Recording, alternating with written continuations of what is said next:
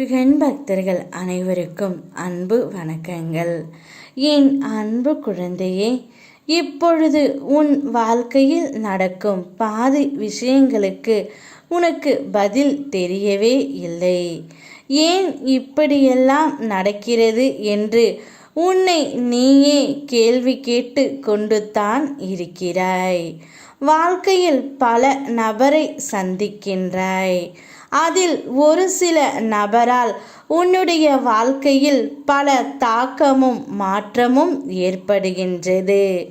ஒரு சிலரோ உன்னுடைய வாழ்க்கையில் முக்கியமான அங்கமாகவே மாறி விடுகிறார்கள் தங்கமே.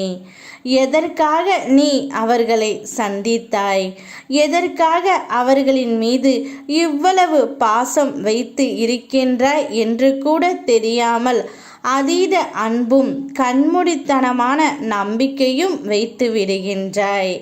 அவர்கள் இல்லாமல் உன்னால் வாழ்க்கையே நடத்த முடியாது என்னும் அளவிற்கு அதிகமான அன்பையும் வைத்து இருக்கின்றாய்.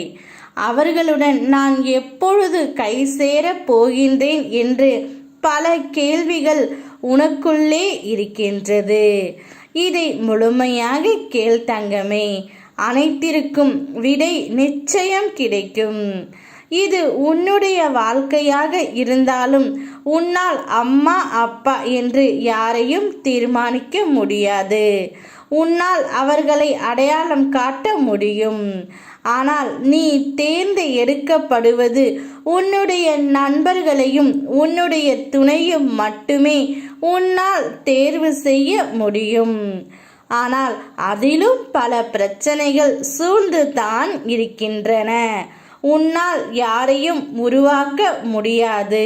உன்னுடைய துணையாக ஒருவரை நீ நினைத்து இருக்கையில் ஆனால் ஏதாவது ஒரு காரணத்தால் அவர்களை சில சமயங்களில் பிரிந்து கூட இருக்கின்றாய்.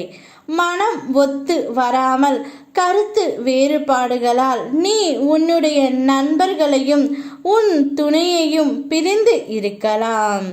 இவை அனைத்திற்கும் காரணம் உன் கர்ம வினைதான். கவலைப்படாதே என் தங்கமே.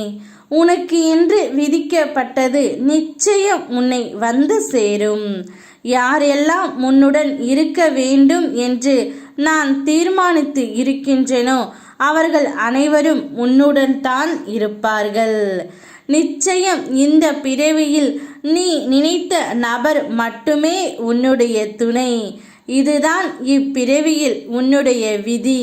விதியின்படி வாழ், நன்றாக இருப்பாய்.